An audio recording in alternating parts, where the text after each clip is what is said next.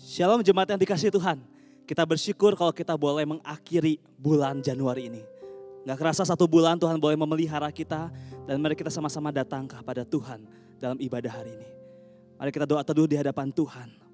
Dalam ibadah menghampiri tahtanya yang kudus.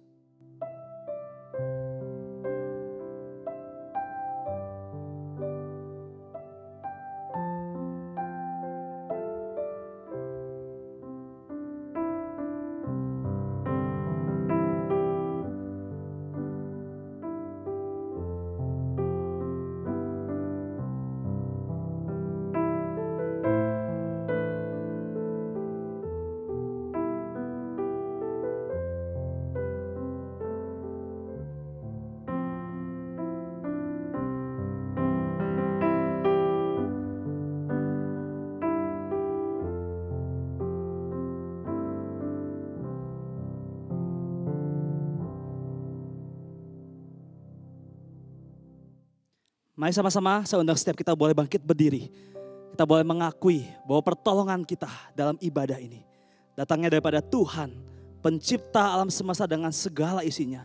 Dia yang memelihara seluruh ciptaannya dari dulu, sekarang, dan sampai selama-lamanya. Bagi kita sekalian turunlah damai sejahtera, anugerah di dalam Tuhan kita, Yesus Kristus dalam ibadah ini. Amin. Jemaat yang dikasihi Tuhan, nas panggilan beribadah kita hari ini terambil dari Yakobus pasal yang pertama ayat yang ke-17. Setiap pemberian yang baik dan setiap anugerah yang sempurna datangnya dari atas, diturunkan dari Bapa segala terang. Padanya tidak ada perubahan atau bayangan karena pertukaran. Mari kita sama-sama menyembah Tuhan kita Yesus Kristus. Mari kita datang kepada Tuhan, sumber berkat, yang memberikan kepada setiap kita anugerah demi anugerah, berkat demi berkat bagi setiap kita. Datang kepada Tuhan lewat pujian membawa setiap keberadaan kita.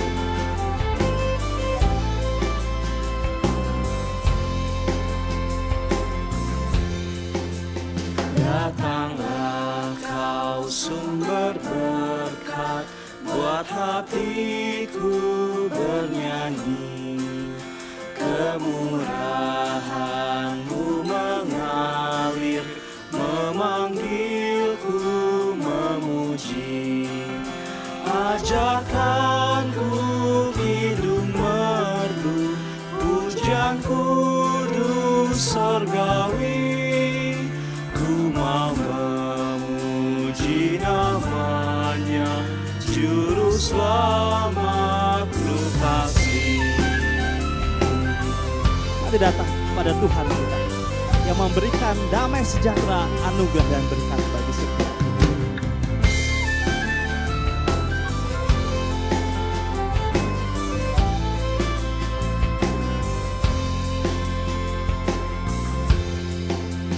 Kasih-Mu memberkatiku di sepanjang jalanku, dan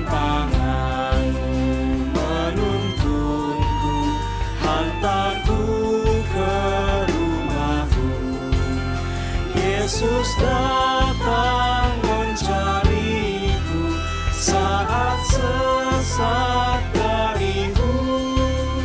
Dari bahyaku direnggut, darahnya menebusku.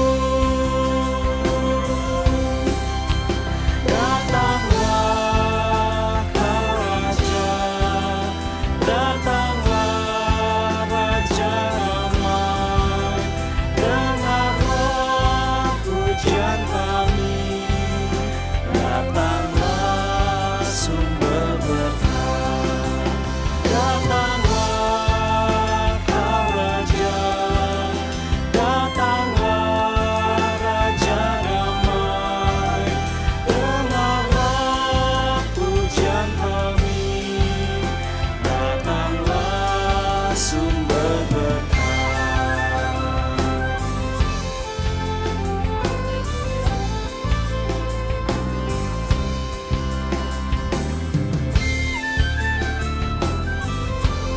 Puji Tuhan, betapa besar anugerahnya bagi setiap kita pribadi lepas pribadi.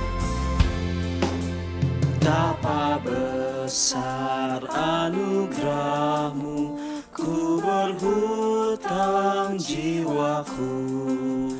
Kebaikan-Mu menawanku, dekat selalu padamu. Seringkali ku menyimpang, meninggalkan Allahku. Inilah hatiku Tuhan, meteraikan bagi-Mu. Datanglah Kau Raja, datanglah Raja damai. Dengarlah pujian kami, datanglah sumber berkat. Datanglah Kau Raja, datanglah Raja damai. Dengarlah pujian kami, datanglah sumber berkat.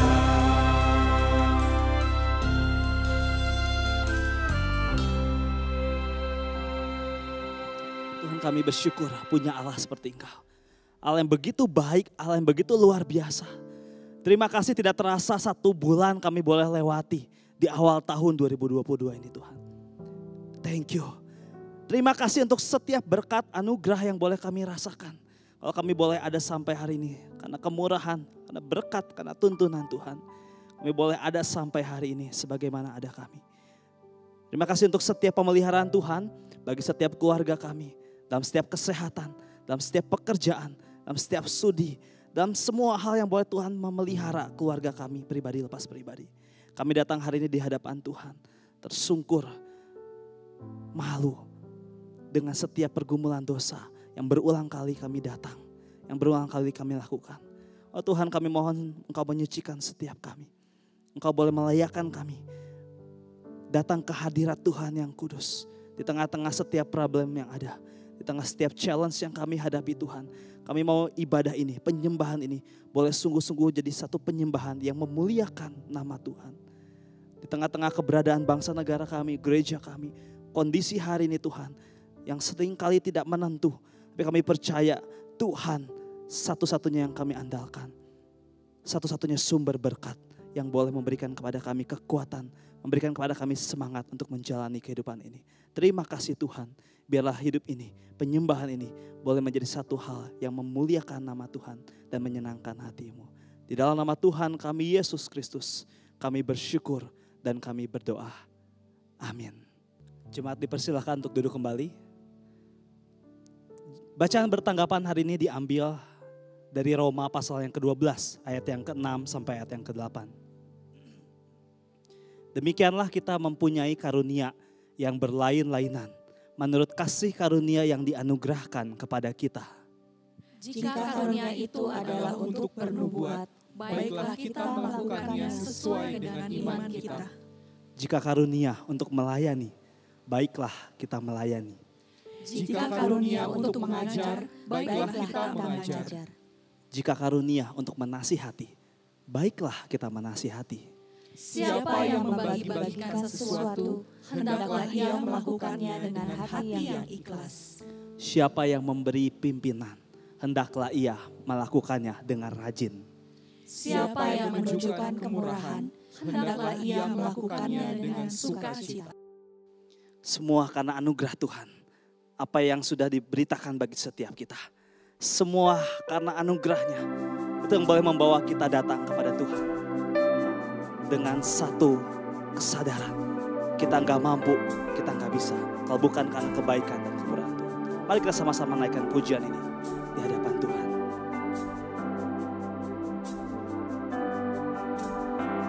Bukan karena kebaikanku, bukan karena fasih lidahku, bukan karena kekayaanku,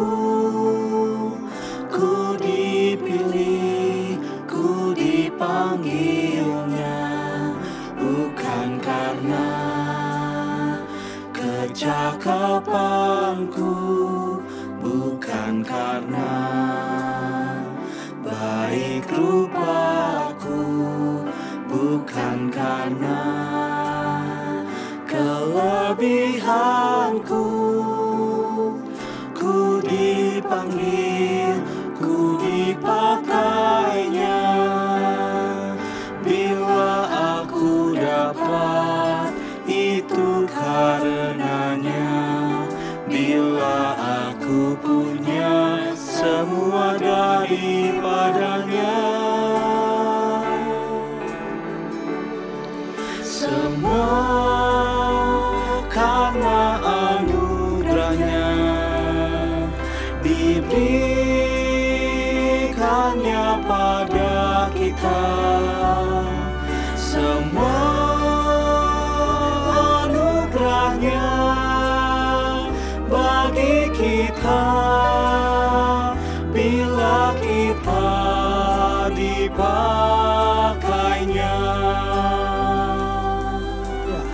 Semua karena anugerahnya, bukan karena kecakapanku, bukan karena baik rupaku, bukan karena kelebihanku.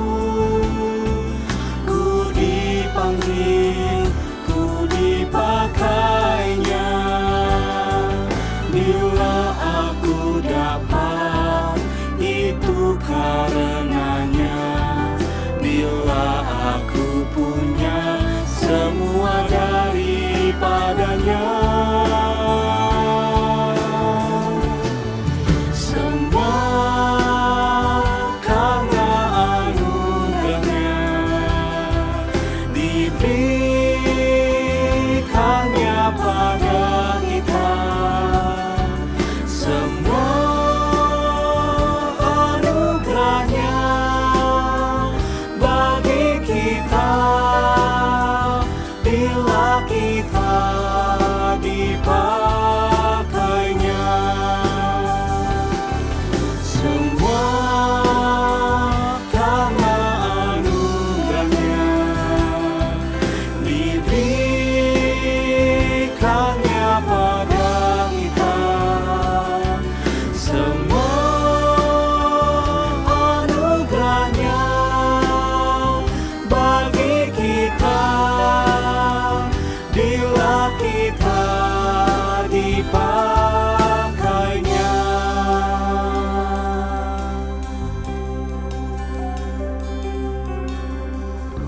sama-sama katakan di hadapan Tuhan dengan keterbatasan kita.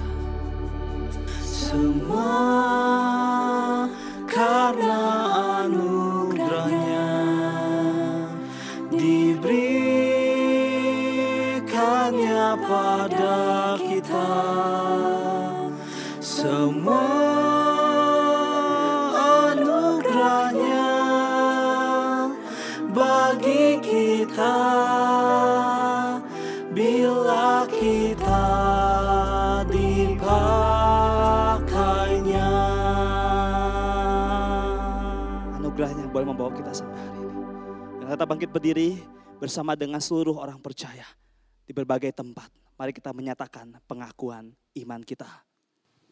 Aku percaya kepada Allah, Bapa yang Maha Kuasa, Khalik langit dan bumi, dan kepada Yesus Kristus, anaknya yang tunggal Tuhan kita, yang dikandung dari Roh Kudus, lahir dari anak darah Maria, yang menderita sengsara di bawah pemerintahan Pontius Pilatus, disalibkan, mati dan dikuburkan, turun ke dalam kerajaan maut.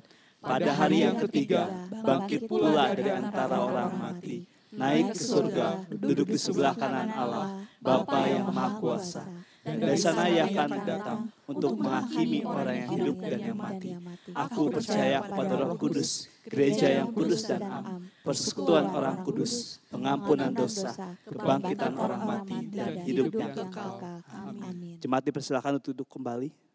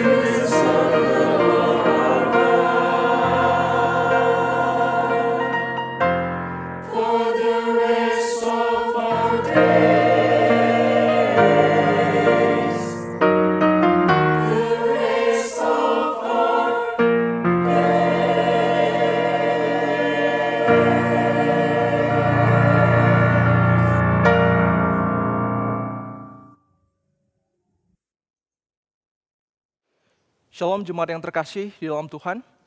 Hari ini kita akan kembali merenungkan firman Tuhan yang terambil di dalam Matius 25 ayatnya ke-14 sampai dengan 30. Perikop ini tentang perumpamaan tentang talenta. Mari kita membaca firman Tuhan bersama. Sebab hal kerajaan sorga sama seperti seseorang yang mau berpergian ke luar negeri, yang memanggil hamba-hambanya dan mempercayakan hartanya kepada mereka. Yang seorang diberikannya 5 talenta, yang seorang lagi 2, dan yang seorang lagi 1. Masing-masing menurut kesanggupannya, lalu ia berangkat. Segera pergilah hamba yang menerima 5 talenta itu. Ia menjalankan uang itu lalu beroleh laba 5 talenta. Hamba yang menerima 2 talenta itu pun berbuat demikian juga dan berlaba 2 talenta. Tetapi hamba yang menerima 1 talenta itu pergi dan menggali lubang di dalam tanah lalu menyembunyikan uang tuannya. Lama sesudah itu pulanglah tuan hamba-hamba itu lalu mengadakan perhitungan dengan mereka. Hamba yang menerima 5 talenta itu datang dan ia membawa laba 5 talenta, katanya. Tuan, 5 talenta Tuhan percayakan kepadaku. Lihat, aku telah beroleh laba 5 talenta. Maka kata tuannya itu kepadanya, baik sekali perbuatanmu itu, hai hambaku yang baik dan setia. Engkau telah setia dalam perkara kecil. Aku akan memberikan kepadamu tanggung jawab dalam perkara yang besar. Masuklah dan turutlah dalam kebahagiaan Tuanmu.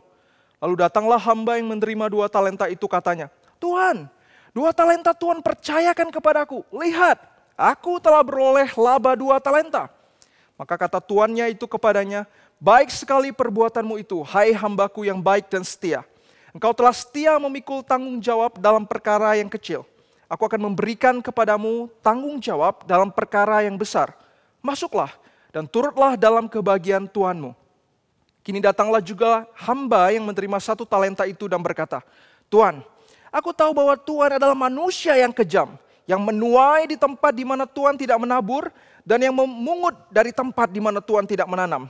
Karena itu aku takut dan pergi menyembunyikan talenta Tuhan itu di dalam tanah. Ini, terimalah kepunyaan Tuhan.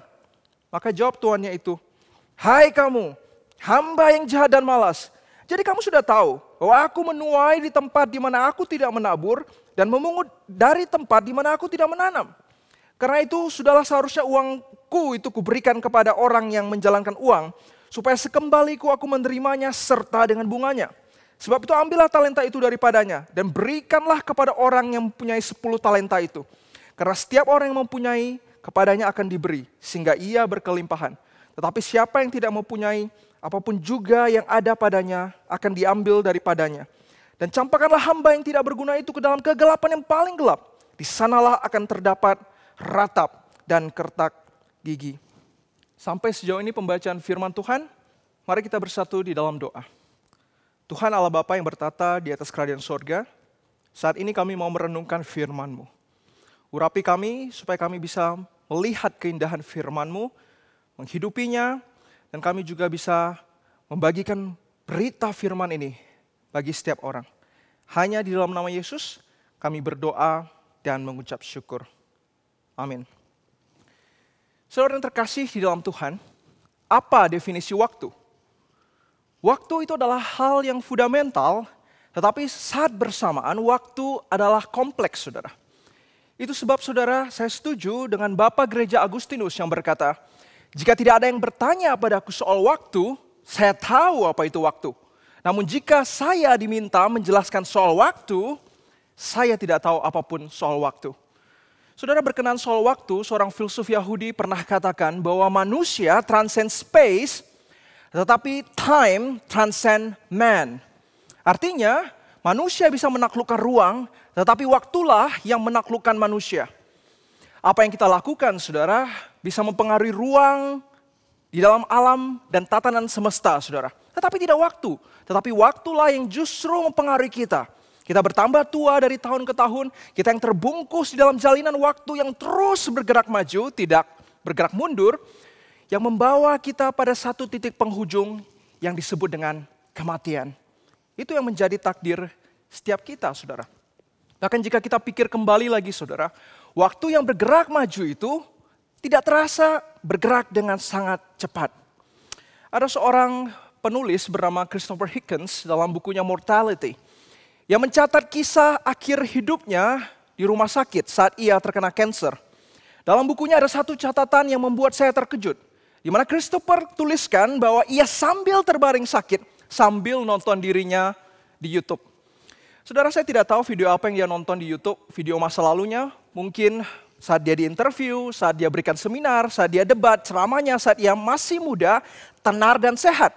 Lalu ia gambarkan perasaannya saat itu yang terbaring sakit melihat video masa lalunya dengan satu kata, misery. Saudara, itu ungkapan yang miris ketika kita melihat ke belakang, saudara.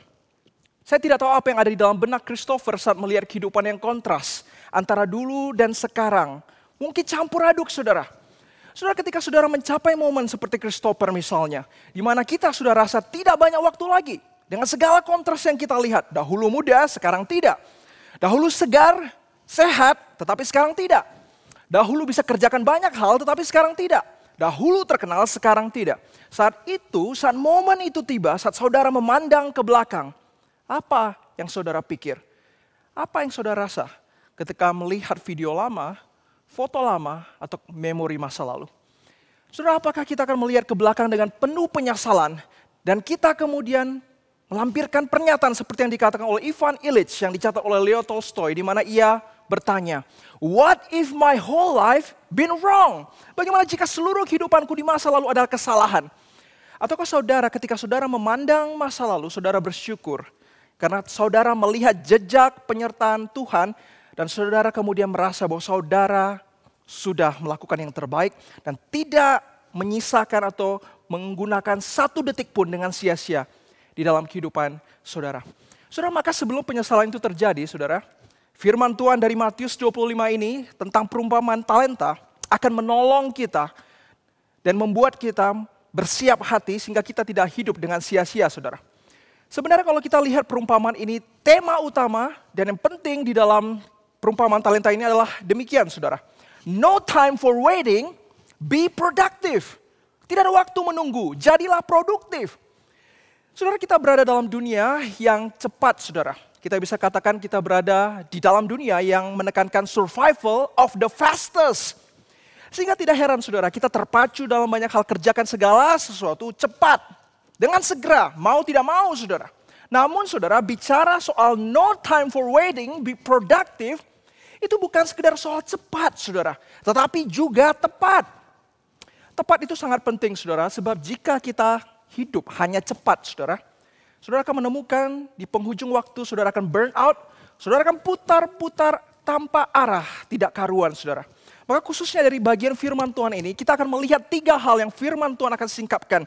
Bagaimana kita bersama menggunakan waktu kita sebaik mungkin. Bukan dengan sekedar segera dan cepat, tetapi juga tepat. Saudara, no time for waiting. Be productive, bukan sekedar cepat tetapi tepat. Prinsip pertama adalah we need to know our master.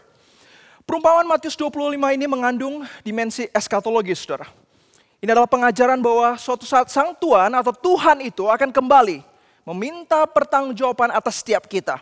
Dan saat ia kembali akan tersingkap, saudara, siapa hamba yang sejati dan siapa hamba yang palsu. Dan perumpamaan ini kita tahu, saudara, bahwa tokoh pentingnya adalah sang master atau sang tuan yang memberikan talenta. Dan firman Tuhan mencatat di ayat ke-15 dikatakan bahwa sang tuan memberikan talenta masing-masing menurut kesanggupannya. Saudara, maka di sini jelas sekali bahwa Tuhan yang memberi itu adalah adil. Ia tidak memberikan segala sesuatu atau talenta itu tanpa pertimbangan, tanpa alasan yang jelas, saudara. Dan saudara lihat, terlepas daripada ada yang dapat 5, ada yang dapat 2 talenta, ada yang dapat 1. Itu adalah tentu bukan milik daripada hamba-hamba itu. Mereka mendapatkan itu dengan cuma-cuma. Dan tentu, saudara, talenta itu jumlahnya tidak kecil. Di masa itu, dalam konteks saat itu, 1 talenta itu sama seperti orang yang bekerja kurang lebih 20 tahun bekerja, saudara. Itu sebab, saudara, sebagai orang Kristen, ketika kita merenungkan hal ini, saudara, orang Kristen yang dewasa seharusnya tidak membanding-bandingkan talenta apa yang mereka miliki dengan orang lain, saudara. Mengapa? Karena Tuhan sudah beri Anda dan saya takaran yang terbaik, saudara. Saudara, jikalau misalnya ibarat, kalau kita perhatikan lebih baik, ibarat sang tuan ini adalah Kristus, saudara. Dan hamba-hamba itu adalah kita semua, dan talenta itu adalah segala yang baik. Suatu pemberian Tuhan kepada kita. Atau John Calvin katakan bahwa talenta itu ditafsirkan dalam pengertian natural ability atau bakat kita, saudara, maka tentu sewajarnya sebagai hamba, kita yang sudah mendapatkan talenta itu, kita harus mengelola talenta itu dengan ucapan syukur. Karena we know who is our master. Saudara, bagian firman Tuhan ini mengingatkan kita kembali bahwa kita adalah pekerja. Kita bekerja buat Tuhan yang tidak pernah sekalipun merugikan kita. Siapa kita, saudara? Kita adalah manusia yang dicipta dari debu dan tanah. Jikalau kita diberikan kesempatan untuk bekerja bagi Tuhan, itu adalah satu privilege, saudara. Tetapi sangat disayangkan, saudara, perhatikan bahwa hamba yang memiliki satu talenta, itu gagal paham. Ia pikir masternya jahat, dan tercatat dalam ayat 24 dikatakan ia menuduh tuannya kejam, jahat, yang hanya meraup untung, saudara. Tetapi jika saudara perhatikan lebih baik, sebenarnya, saudara, jikalau Tuhan itu tidak beri talenta, mereka tidak bisa berbuat apa-apa dan mereka tidak memiliki apa-apa. Ditambah lagi, jikalau saudara perhatikan di ayat 21 dan 23, bagi yang mengelola talenta yang Tuhan beri dengan cuma-cuma itu, mereka akan diberikan kebahagiaan yang besar oleh Sang Tuhan, saudara. Maka kita melihat kebaikan daripada Sang Tuhan ini, saudara. Tuhan tidak meminta yang 2 talenta menghasilkan 10 talenta seperti 5 talenta. Maka sebenarnya di sini kita melihat, saudara, bahwa poin utama dari perumpamaan tentang talenta ini bukan sekedar hasil sebesar-besarnya, tetapi kesetiaan yang sedalam-dalamnya, saudara. Takaran dunia sukses. Takaran Allah adalah faithfulness. Itu sebab Tuhan puji hamba yang sejati dengan perkataan di ayat 21 dan 23. Hai hambaku yang setia, bukan hambaku yang sukses. Saudara, mari dalam hidup kita merenungkan kembali. Kita koreksi diri kita bersama-sama. Jangan-jangan selama ini, saudara, pengenalan Tuhan kita salah, saudara. Kita mungkin telah pakai lensa dunia kita menafsir Allah. Allah seharusnya begini, Allah seharusnya begitu. Alhasil, saudara, kita lupa diri, kita tidak ingat bahwa kita adalah servant dan He is our master. Di dalam bukunya A Christian Theology of the Cross, Alan George menaikkan pertanyaan yang sangat penting sebagai berikut. What is our infinite obligation to God? Menarik, saudara, mengapa bicara soal obligasi di sini? Karena George sadar, saudara, bahwa Kristus adalah Sang Tuhan. Lalu, saudara, apa obligasi kita kepada Tuhan yang adalah master design itu? Dan George jawab, saudara, Anda dan saya harus memberikan Tuhan His full due. Segala yang sepatutnya menjadi miliknya. Saudara, yang menjadi miliknya tentu bicara tentang seluruh kepunyaan dan keberadaan kita sebagai manusia, saudara. Saudara, know our master menjadi hal yang penting dan hal yang mendasar dalam kehidupan kita dan kehidupan pelayanan kita. Terkadang, saudara, kita lupa merenungkan hal ini. Kita melakukan banyak hal dengan cepat, saudara. Akhirnya, saudara, kita bergereja, tetapi sebenarnya kita menaruh Kristus di luar pintu gereja. Because He is not our center anymore, saudara. Jika, saudara, pengenalan kita salah, saudara, seluruh fondasi pelayanan kita kolaps, saudara. Sekalipun kita melayani dengan sigap, no time for waiting, be productive, tetapi tanpa basic pengenalan yang tidak benar, saudara. Saudara akan menemukan diri kita akan sama seperti seorang yang memiliki satu talenta. Melayani Tuhan dengan attitude dan cara yang salah, saudara. So ini menjadi satu poin yang penting, saudara. Bahwa dengan pengenalan yang benar, kita mendapatkan api dan motivasi. Dan semakin disadarkan bahwa kita bekerja buat Tuhan yang telah memberikan segalanya di Kalvari. No time for waiting, be productive, bukan sekedar cepat tetapi tepat. Prinsip kedua yang kita mau bawa pulang hari ini adalah know our portion, saudara. Bukan sekedar perumpamaan ini mengajak kita kembali merenungkan siapa Tuhan kita, namun bagian ini mengajak kita memikirkan kembali bagaimana kita memaksimalkan talenta kita, saudara. Firman mencatat sekali lagi bahwa di ayat 15, Tuhan dengan adil memberikan masing-masing talenta sesuai dengan kesanggupannya. Maka logiknya atau implikasinya, saudara, maka Ia atau Tuhan kita juga tidak akan menuntut sesuatu yang bukan jadi porsi kita. Saudara, apa yang salah daripada orang yang memiliki satu talenta itu dan kemudian mengubur talentanya? Mengapa Tuhan itu harus marah? Uangnya kan tidak hilang dan tidak kemana-mana, saudara. Bukankah lebih masuk akal jika Tuhan yang marah besar ketika hambanya justru berutang? Ya, diberi satu talenta, tetapi justru berutang 10 talenta. Saudara, di sini kita melihat bahwa firman Tuhan menyingkapkan kepada kita bahwa Tuhan yang beri talenta sesuai porsinya juga menghendaki kita pun mengelola talenta itu dengan baik sesuai porsi kita. Saudara, Tuhan tidak pernah menilai kodok dari seberapa cepat ia lari atau gajah dari seberapa tinggi ia melompat. Sama halnya dengan diri kita, saudara. Tuhan tidak akan menuntut manusia untuk mengelola talenta yang ia beri melebihi daripada kapasitas yang mereka bisa lakukan. Percayalah saudara, Tuhan tidak akan pernah beri talenta kepada saudara dan saya tanpa tujuan yang tidak jelas, saudara. Pasti ada konteks, pasti ada tempat, pasti ada rencana yang match dengan talenta yang ia berikan. Right man in the right place with a right talents. Itu yang ada di dalam benak Tuhan saat Tuhan merancang Anda dan saya, saudara. Itu sebab kita harus kembali bergumul dan bertanya, Tuhan mau saya kelola talenta ini buat apa? Di mana? Dan untuk apa? Pertanyaannya saudara, apakah kita sudah sering menggumulinya? Apakah kita sudah masuk ke dalam komunitas sehingga kita bisa mengenal diri kita, blind spot kita lebih dalam lagi. Tetapi yang menarik saudara dari kisah perempuan ini, minimal kita disadarkan bahwa ada yang dapat 5, ada yang dapat 2, dapat 1. Tetapi minimal tidak seorang pun yang tidak diberi talenta, saudara. Tetapi kita tahu ini adalah masalah daripada orang yang punya 1 talenta. Termasuk orang zaman sekarang, saudara. Bagaimana kita seringkali tidak melihat kedalaman dari apa yang Tuhan berikan di dalam diri kita. Tetapi justru kita melihat keluar atas apa yang Tuhan tidak berikan dalam hidup kita. Sehingga saudara, kita banyak sekali menghabiskan waktu. Kita mati-matian, kita meng-copy paste kehidupan orang lain yang seharusnya dan tidak match dengan kehidupan kita, saudara. Orang ada kelebihan apa, kita juga mau hal itu. Orang memiliki apa, ya kita mati-matian berusaha memilikinya. Alhasil, saudara, kita menghidupi hidup yang bukan adalah porsi kita. Sehingga kita kehabisan banyak waktu, saudara. Kita tidak bertumbuh, tidak produktif, tidak maksimal. Because we are simply following the hype of the world. Ada seorang apologet yang mengambil kereta dari Brussels ke London. Dalam perjalanannya ia melihat di kereta gedung-gedung, reruntuhan, dan grafiti-grafiti yang penuh dengan coretan-coretan. Ada coretan orang protes, ada gambar-gambar, ada simbol-simbol. Tetapi ada satu coretan yang menarik, yang membuat dia memandangkan perhatiannya dan merenungkan hal yang lebih dalam. Di dalam tulisan grafiti di gedung itu ditulis bahwa kamu hanya hidup sekali. Kamu tidak akan hidup lama, ayo nikmati, kamu hanya hidup sekali. Saudara, coretan itu adalah filsafat yang sering kita dengar dengan singkatan YOLO. You only live once. Saudara, dalam konsep YOLO dunia yang belum di-redeem maknanya, tentu tidak netral esensinya, saudara.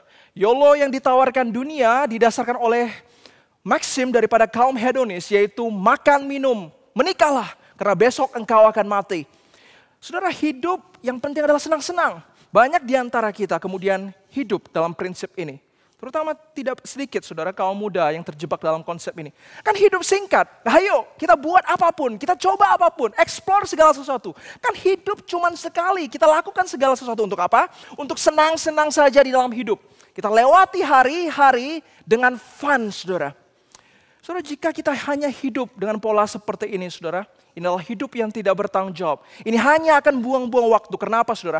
Karena filsafat ini berangkat dari pola bahwa bukan dimulai daripada apa yang Tuhan mau saya kerjakan baginya, tetapi dari apa yang bisa saya kerjakan bagi saya, semau saya. Saudara, jika demikian, saudara, sebenarnya kita sedang menguburkan talenta kita daripada mengembangkannya. Itu yang terjadi, kita lihat di ayat 25. Bagaimana orang yang punya 1 talenta itu menguburkannya, saudara. Mari kita evaluasi, saudara. Apakah hari ini kita terlalu banyak menggunakan waktu untuk menyenangkan diri kita saja. Tetapi kita tidak mengembangkan talenta kita, kelebihan kita, bakat kita. Untuk pelayanan, untuk banyak hal yang baik. Sehingga banyak orang kemudian diberkati dan Kristus ditinggikan. Saudara yang terkasih di dalam Tuhan, mari kita bersama, saudara, meminta Tuhan hikmat dan discernment. Sehingga kita bisa produktif dan tidak menggunakan hidup kita dengan sia-sia. Dan kita tahu our portion. No time for waiting, be productive. Bukan sekedar cepat, tetapi tepat. Yang ketiga, saudara, prinsip yang membawa kita pulang hari ini adalah know our strategy. Saudara, bukan sekedar kita harus tahu our master, our portion, saudara. Tetapi kita tentu harus merenungkan strategi kita, saudara. Dalam hidup ini saya melihat ada 3 jenis kehidupan. Antara kita melewati hari, kita hidup mengisi hari, atau kita hidup memaknai hari, saudara. Saudara, orang yang lewat hari adalah orang yang baginya yang penting perut terisi sudah cukup. Tetapi orang yang mengisi hari adalah orang yang hidupnya hanya sibuk-sibuk. Yang penting lakukan ini, lakukan itu. Tetapi tidak ada hal yang berarti yang ia kerjakan. Tetapi orang yang memaknai hari adalah orang yang sadar bahwa setiap hari ia harus memaksimalkan talentanya sesuai dengan porsinya bagi Tuhan. Saudara, mari kita evaluasi pelayanan kita dan kehidupan kita saat ini. Apakah saat ini kita hanya melewati hari? Apakah kita saat ini hanya mengisi hari? Ataukah kita saat ini sebagai anak Tuhan memaknai hari kita, saudara? Saudara, dalam teks kita hari ini salah satu masalah daripada orang yang punya satu talenta adalah ia buang-buang waktu. Ia buang-buang kesempatan yang Tuhan percayakan. It is really a bad strategy. Ini strategi yang tidak baik, saudara. Bukankah sering, saudara, kita punya mentalitas serupa dengan pemilik satu talenta? Kita tidak sigap menangkap segala kesempatan yang ada. Dalam keseharian misalnya, kita selalu berpikir, ya sudahlah nanti saja, tidak usah begitu, ya sudahlah aku sedang menunggu kesempatan. Jadi aku tunggu-tunggu sebentar. Saudara, padahal bicara soal kesempatan apa lagi, saudara? Perumpamaan hari ini menyingkapkan kita 3 hal, saudara. Bahwa ada Tuhan, ada talenta, dan kemudian ada waktu. Bukankah itu adalah satu kesempatan yang besar bagi kita untuk berkarya bagi Tuhan, saudara? Maka kesempatan apa lagi yang kita tunggu? Maka kita harus ubah mindset kita hari ini, saudara. Bahkan, saudara, Profesor Renard Casali pernah katakan bahwa ada 6 skill setidaknya yang kita perlukan di masa COVID, di post-COVID atau new normal ini. Dan salah satunya adalah generative intelligence. Itu adalah kecerdasan untuk menangkap peluang dan kesempatan, saudara. Mengapa bahasanya menangkap, saudara, bukan menciptakan? Karena sederhana, saudara, kesempatan itu sudah ada. Kesempatan itu sudah banyak di luar sana. Itu sebab, saudara, kita harus sigap, saudara. Itu adalah strategi yang penting, saudara. Jika kita perhatikan di ayat 16 dan 17, firman menyingkapkan bahwa yang punya 5 talenta dan 2 talenta, dikatakan mereka segera aktif pergi mengolah talentanya. Saudara, kata talenta ini sangat dalam jika kita renungkan, saudara. Kita merenungkan 2 orang ini yang segera mengaktifkan generative intelligence mereka, menangkap kesempatan, dan pergi mengelola talenta. Dan ada 2 hal setidaknya yang kita bisa pahami tentang sikap dan strategi mereka, saudara. Pertama, saudara, setidaknya mereka sadar bahwa waktu adalah kesempatan, saudara. Dalam dunia ini kita tahu, saudara, bahwa siapa cepat siapa dapat, saudara. Tapi kita harus ingat, saudara, kita tidak boleh terlalu terjebak juga dalam pola ini. Sebab intinya bukan soal cepat, saudara. Tetapi saudara harus konsisten. Saudara tidak malas-malasan. Saudara tidak meremehkan hal-hal yang kecil yang bisa saudara lakukan, saudara. Ini dibuktikan di dalam kisah fable yang dibuat oleh Aesop tentang perlombaan lari antara kura-kura dan kelinci, saudara. Saudara, secara logis, saudara, kelinci pasti menang lawan kura-kura. Ya, kura-kura jalannya lambat, saudara. Tetapi karena kelinci itu sombong, ya berhenti, dia menganggap remeh, dia tidur. Dia meremehkan kura-kura. Sampai, saudara, apa yang terjadi? Saat dia buka mata, dia sadar bahwa kura-kura itu sudah memenangkan pertandingan, saudara. Saudara, sebenarnya kisah ini adalah kisah yang terjadi dalam kehidupan kita sehari-hari. Dan kita bisa simpulkan, saudara. Kita tidak boleh menyia-nyiakan waktu. Kita harus seperti orang yang punya talenta itu melakukan dengan segera. Karena waktu itu adalah kesempatan. Itu sebab, saudara, jangan sampai tidak konsisten. Dalam artian, saudara, kita kerja lalu kemudian kita tengah-tengah berhenti dan tidak melakukan tanggung jawab kita, saudara. Jangan sampai malas, saudara. Dalam artian kita harus proaktif, produktif, saudara. Memikirkan bagaimana kita lebih maksimal lagi. Dan itu yang firman Tuhan singkapkan, bukan, saudara. Di ayat 26 dikatakan bahwa hamba yang punya 1 talenta itu adalah malas. Dan terakhir, saudara, jangan sampai saudara menganggap remeh. Dalam artian, sudahlah, kan gampang, tunda. Kan ada hari esok, gampang hal ini. Tapi akhirnya, saudara, karena saudara tunda-tunda, saudara lupa mengerjakannya. Atau mungkin saudara hanya pikir, saya mau kerjakan perkara besar. Tetapi saudara, perkara besar dimulai daripada saudara setia atas perkara kecil.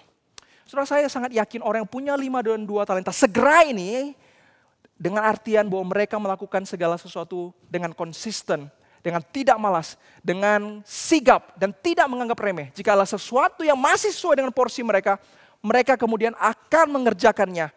Dan mereka akan melakukan yang terbaik bagi tuannya. Saudara, bukan hanya sekedar mereka sadar waktu adalah kesempatan. Kata segera ini menunjukkan bahwa mereka sadar bahwa waktu pun adalah pemberian. Saudara, kalau kita baca sekilas, kita akan tahu bahwa inti daripada perumpamaan ini adalah tentang talenta. Ya, bagaimana tidak, saudara, LI sendiri memberikan judul bahwa perumpamaan ini adalah tentang talenta. Tentu fokusnya adalah talenta. Ya, ada benarnya, saudara, tetapi fokus talenta bukan berarti hanya talenta, saudara. Sebab hal yang penting juga bahwa Tuhan beri waktu yang cukup bagi manusia untuk bisa mengelola. Mari kita memberikan persembahan hidup kita kepada Tuhan. Dia yang sudah baik bagi setiap kita. Sama-sama seperti firman Tuhan. Dia yang sudah memberikan berkat-Nya bagi kita. Bagian kita untuk memberi yang terbaik untuk Tuhan kita, Yesus Kristus. Lewat pujian ini mengingatkan kita bahwa hidup kita ini layak untuk kita berikan sebagai persembahan yang berkenan pada Tuhan. Mari sama-sama datang di hadapan Tuhan. Ku persembahkan hidupku kepadamu Tuhan, untuk kemuliaan-Mu ku berikan hidup ini sebagai persembahan yang berkenan padamu. Ku berikan hidupku.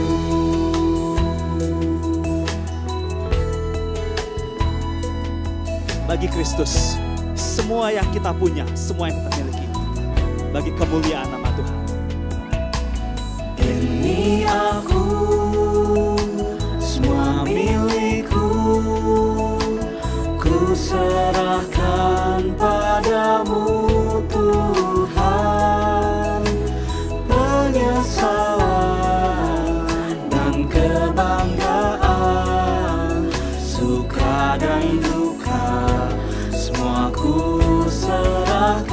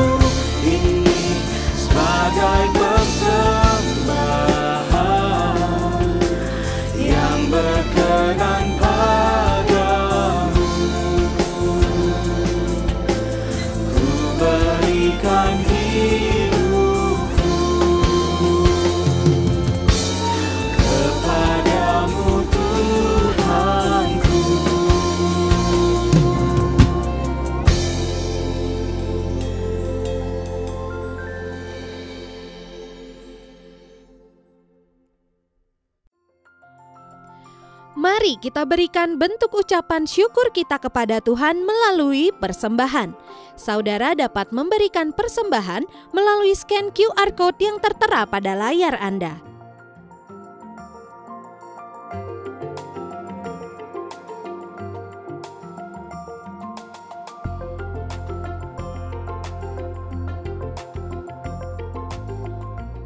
Mari kita bersama bersatu di dalam doa.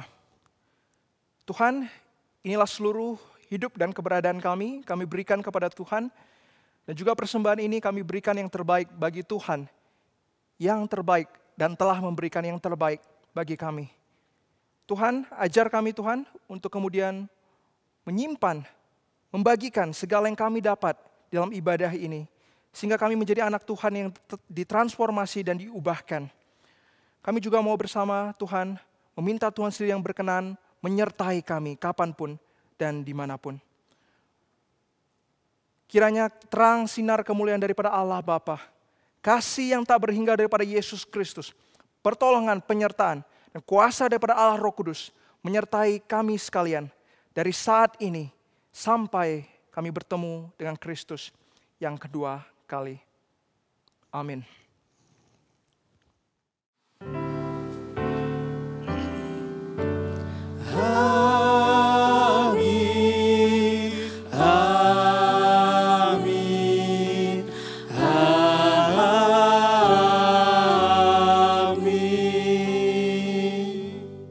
Silakan duduk jemaat yang dikasihi Tuhan, silakan mengambil doa teduh. Ibadah selesai dan Tuhan Yesus memberkati setiap kita.